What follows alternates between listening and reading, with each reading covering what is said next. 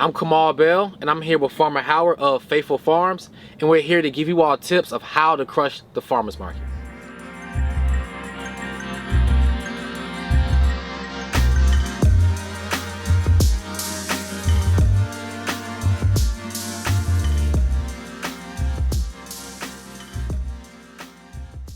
So my first question for you, Farmer Howard, is how did you actually identify and figure out how to get into a farmers market?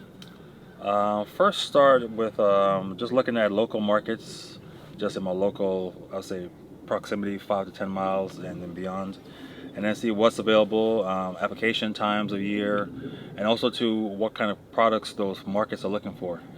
Got you. So as you began to expand your operation, how did you find your niche in the farmers markets? Because I see you have what, 8 tunnels, 10 tunnels, somewhere around in that range. So somewhere around there. Yeah. How'd you figure out what specifically to grow? I think first starting with like what the market may require for you to be an entry vendor, but beyond that, once you're in, I think that's the most important part, is really talking to the customer base that's there, that's already established. Talking with the farmers, seeing what other farmers are growing, and most importantly, what they're not growing. And then the consensus from the customers, I think, is key, and knowing what they want, or they may have something that some other farmer used to grow but no longer grow it, and from there you can start to carve out a niche of one item at a time.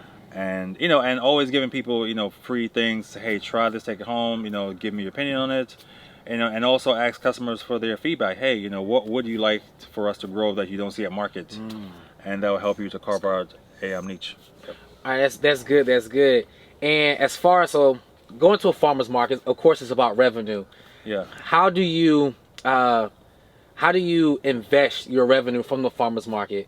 Is it something where you're like, hey, I go to the farmer's market, I got this, so let me go out and use it how I want? Or do you look at it more as an investment in a long-term vision? Yeah. So farmers market cash flow, and I think any cash flow in the beginning, especially in the first 3 to 5 years, it's really about reinvesting, those earnings.